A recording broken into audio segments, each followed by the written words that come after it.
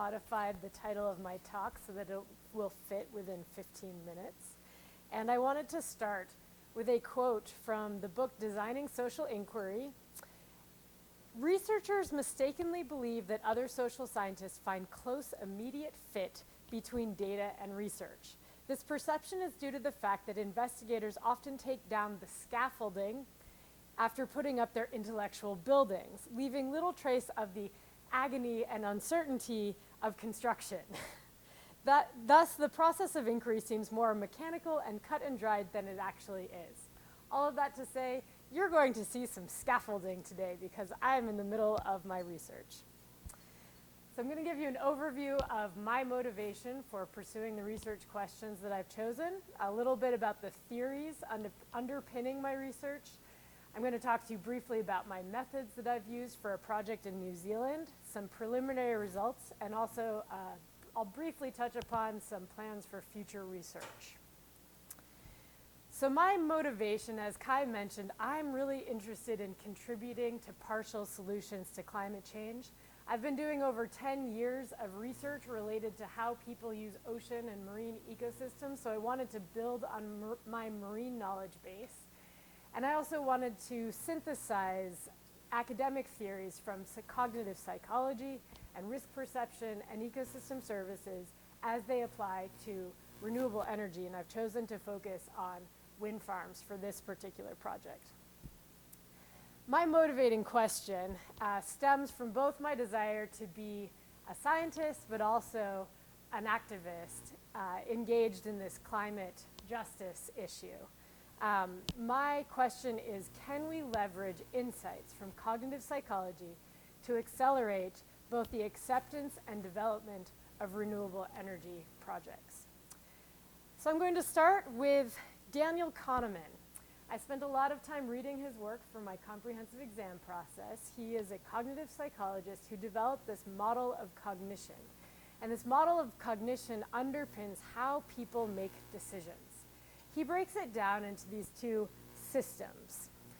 They're not actually different parts of the brain. They interact together, and it's that interaction that makes us human. I'm going to get onto the birds later, but that's a little precursor. So system one is our emotional and affective and intuitive reaction to stimuli. It's eating a donut and it's delicious, like Homer Simpson does. And it's also kind of like this new Captain Kirk. It's really helpful in helping us to prioritize threats in a timely, quick way. We also have our system two thinking, which we develop extensively during our graduate school education. It is energy intensive. It's based on rational thinking. It's quite deliberate. It takes up a lot of energy to do this kind of thinking, and it's more Dr. Spock fashion. It's good for evaluating risks carefully. So with this foundational model of cognition, this informs work by Slovic, first published in 1985 and 1987, on the psychometric risk paradigm. So Slovic developed a way of looking at perceived risk. So perceived risk by normal people, not just experts. On one axis, you have factor one, which he calls dread, and this includes affect and emotional responses to different risks. Over on the far right, you'll see those are things that we associate a lot of fear and dread with, and on the other side is things that they're not really that scary to us.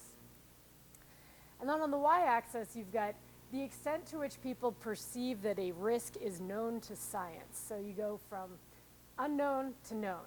And then different activities and technologies fit into these different categories.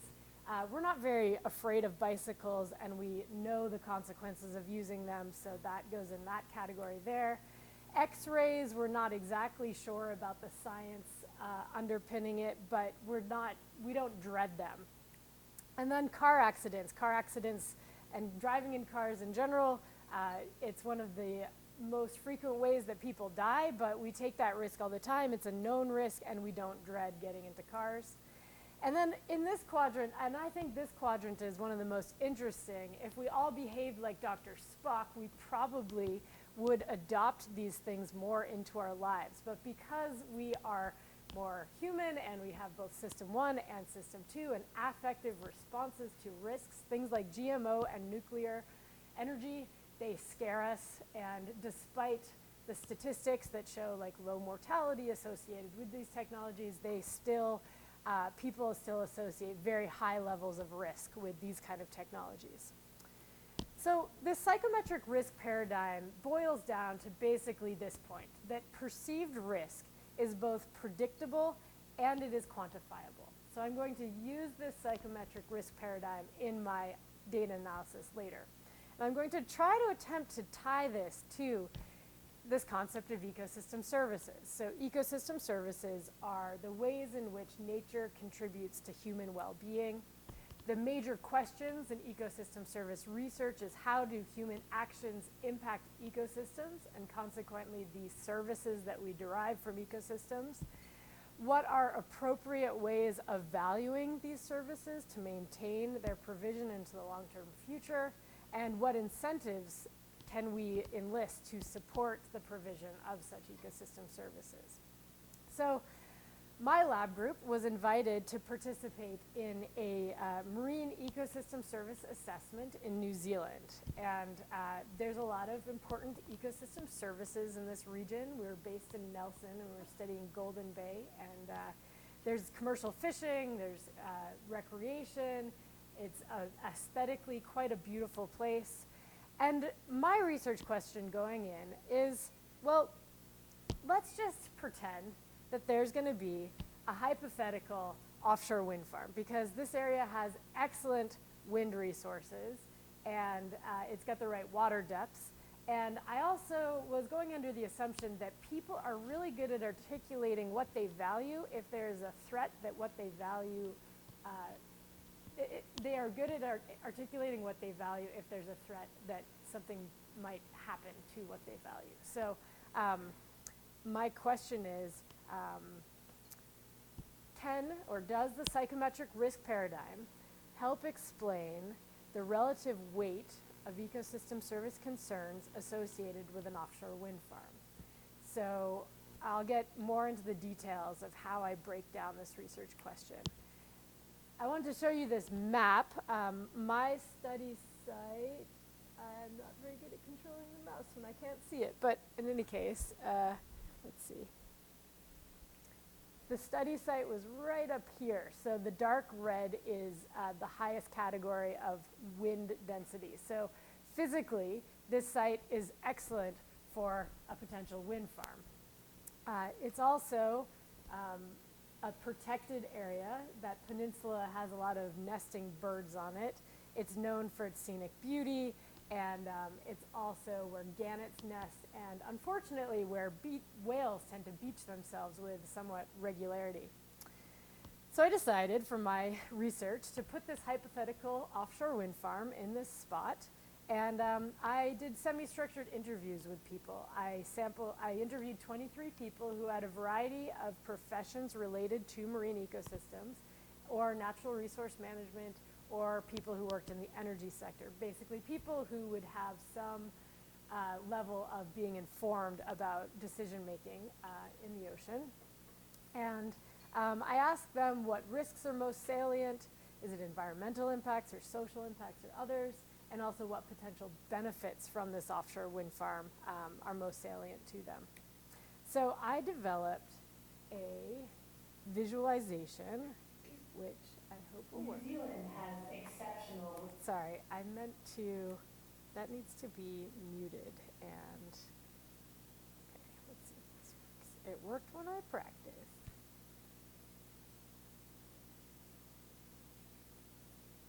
New Zealand has exceptional wind resources. Okay, sorry. Yeah, I turned it down when I was practicing here. I just have trouble controlling the mouse. Yeah. Sorry about this, guys. Okay. I can't really see it very well. This is really annoying because this is the coolest part of my presentation. Okay, sweet. Okay, let's see if it works now. Okay, I developed this offshore wind farm visualization that's narrated, but I'd rather talk to you than playing the narration right now. And it shows what this hypothetical wind farm would look like from different vantage points. I chose to do a visualization because I think visualizations are an excellent way of really triggering system one affective, emotional thinking. This brings this new technology that has not been built in New Zealand. It brings it into the backyards of the people who I interviewed. And I inserted various things like sailboats and whales and other stuff to really try to get people to think about particular ecosystem services. And I also include the view from different tourist sites. Like this is the view from the Farewell Spit Cafe. And the point is that the wind farms, they are pretty distant on the horizon, not super visible. After I showed this visualization to my interviewees, I gave them a paper with 16 squares on it. Each square represented a different potential concern, and I gave them 20 tokens, and I asked them to allocate their tokens across the 16 concerns. And then I also provided them with a way to weight the benefits that they associate with this technology, again with the token allocation. So I was attempting to get at relative concern and relative weighting of benefits. So, yeah, it's kind of a cheesy whale, but you get the idea. When I summed up across all my interviewees, people weighted their concern for birds above all the other things. And this makes sense. This hypothetical wind farm is near a protected area, and I think the image of birds hitting wind farms is particularly poignant in people's minds. They also heavily weighted the negative visual impact from this kind of potential industrial intrusion on their natural landscape, and they're concerned a lot about marine mammals. So I made that other specify bar orange because I think it shows that the concerns that I presented to my interviewees was fairly comprehensive because there were not many people who weighted other things.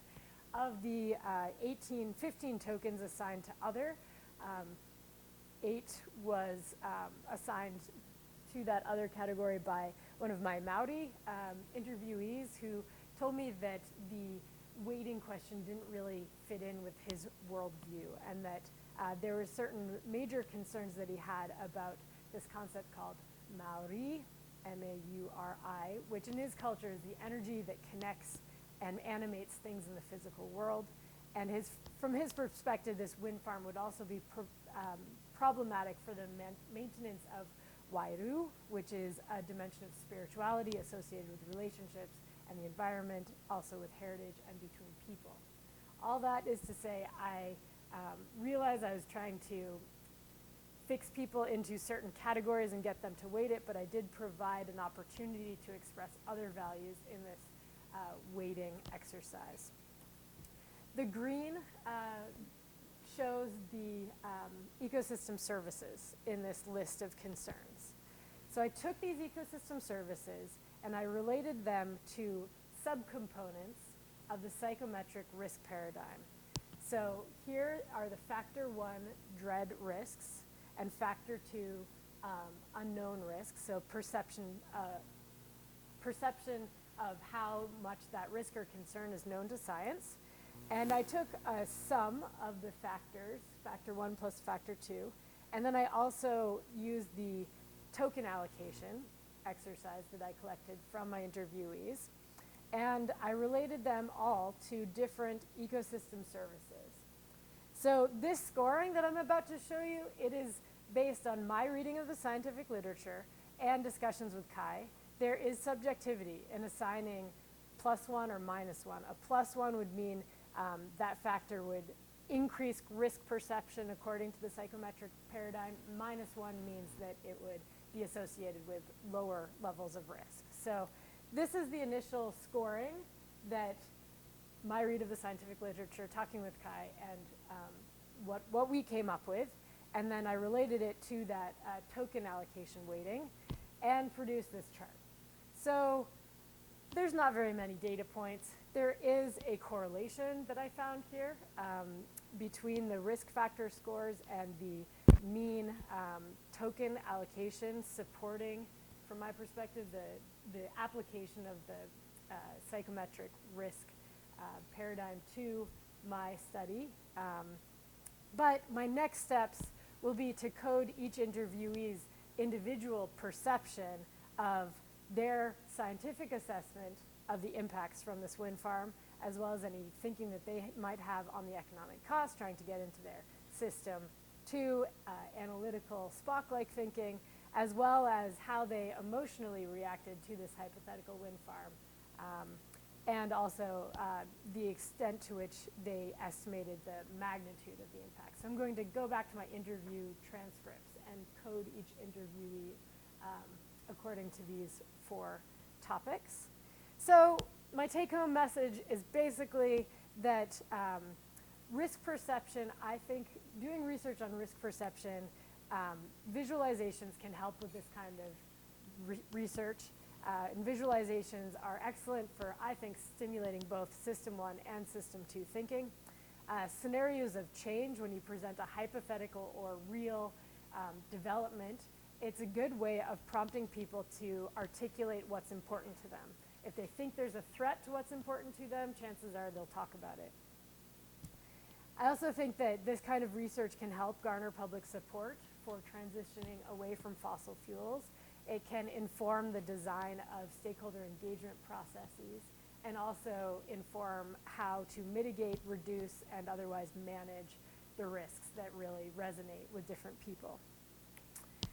I don't have time, but I'll give you a little teaser. I'm doing another project in Puget Sound involving tidal stream generators, which I can tell you about some other date. And I will finish up with acknowledging all the great people that helped me get to where I am and open it up to questions.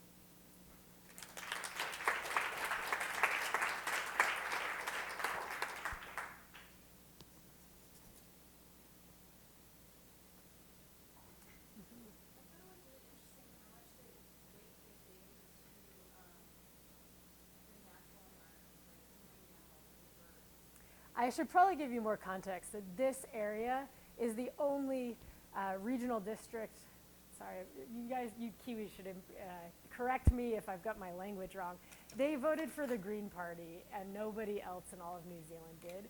It's also like there's 3 national parks in the area, so it's a lot of protected area, and the culture of Golden Bay is very green.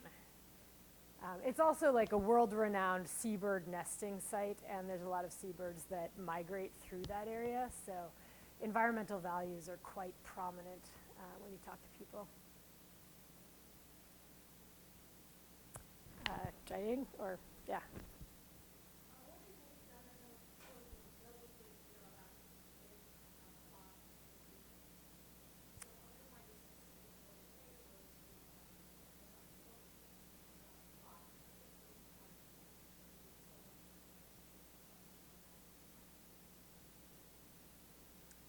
Which quadrant would it be in, do you think? Unknown. Mm-hmm. So my research does align with literature on wind farms. People tend to, visual impact usually comes up as the thing that people dislike the most about this technology, and environmental impact, including impact to birds, is generally the second or third concern. So I would say my research is specific to Golden Bay in the birds coming out so prominently. I also think, based on my reading of this literature, that any renewable energy development, there has to be a fit with place. And after talking with people in Golden Bay, I'm pretty sure that for the foreseeable future, despite having physically excellent conditions for an offshore wind farm, It doesn't fit because of the prominent environmental values. There is another site in New Zealand, closer to Auckland, closer to a major demand for electricity, that's already partially industrialized, and chances are that would probably be a better fit in terms of place and technology.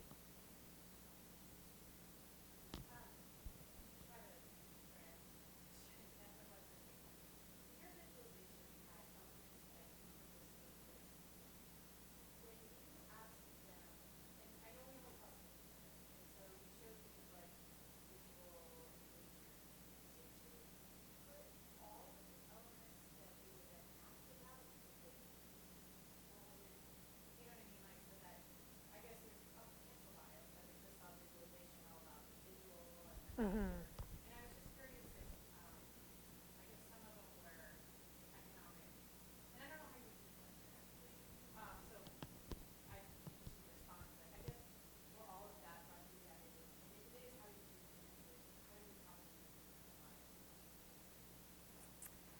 So insufficient local benefit came up fifth in terms of what people weighted, and it's kind of hard to visualize that. So I asked people, what are your concerns, before I presented them with the weighting exercise, to make sure that I was showing an openness to listening to their perceptions and getting their affective responses. And then I included the other to try to capture anything that I had missed out on. I included the ecosystem service components to try to get them to think about those things, but I think I left it open enough for their other concerns to come through. Hope that addressed your question. Yeah, it makes me wonder that you that comes up that much, to think about it. Yeah. It really surprised me. If you said you just looked at that, but is that how you see that came up?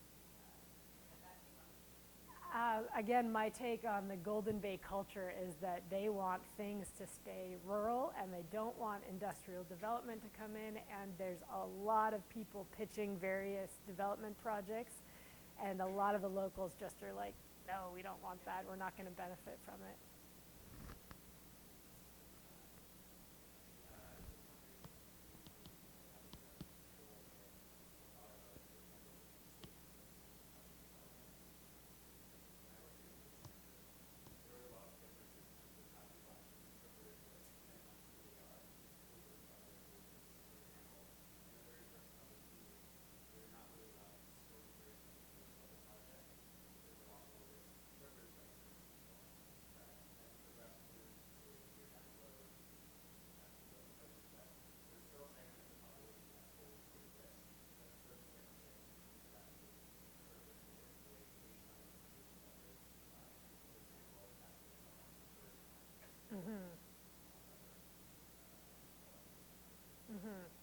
I wonder if it's truly just the information that is being presented to them, or if it's a whole like contextual thing, changing their opinion and, you know, interacting with different people and opinions changing. I think that's a really interesting question.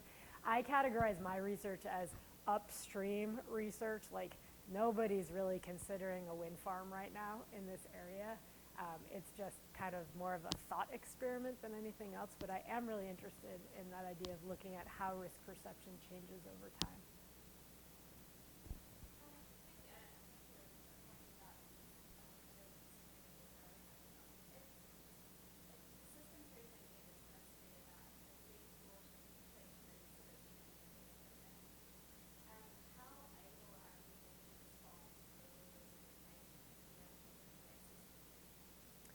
I felt like my intuitive response to that is that the visualization really fired up the affect and the system one, and then the token allocation question was more system two thinking, because, well, first of all, it's kind of an awkward number of tokens. I have 16 categories and 20 tokens, so you can't just do one on everything. You have to prioritize some, and then a lot of people shifted their tokens around after thinking about it a little bit more, and I didn't pressure them to do it quickly. I wanted them to really think about it.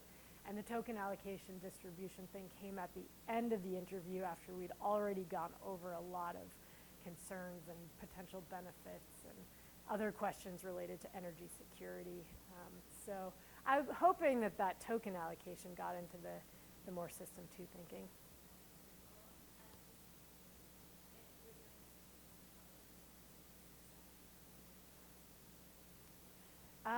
I think my interviewee sample was able to, a lot of them had a lot of knowledge related to planning and dealing with this kind of proposals.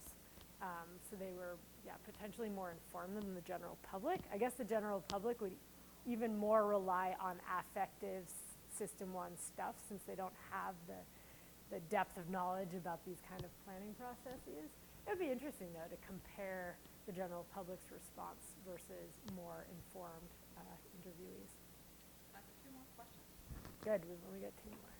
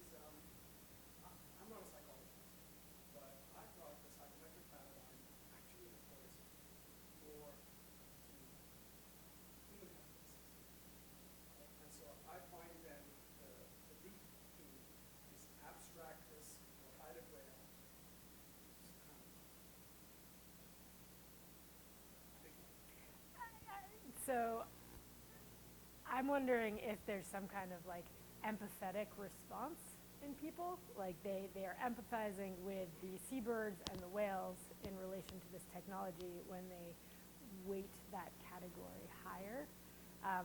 I too, like it's not a perfect fit, the whole like risks to ecosystem services as compared to risk to human health.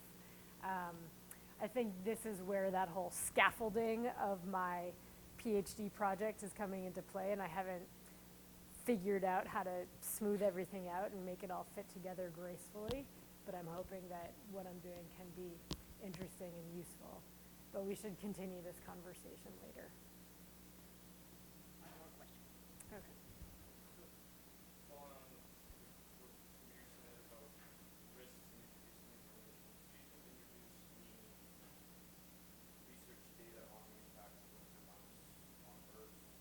Nope. I'm interested in their perception without me providing information.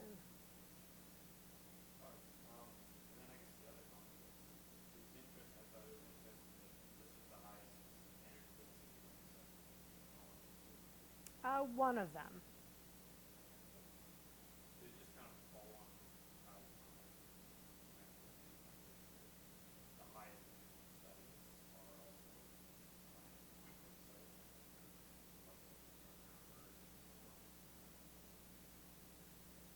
Again, I think there's a site near Auckland where the environmental value might not be quite as strong. I don't know.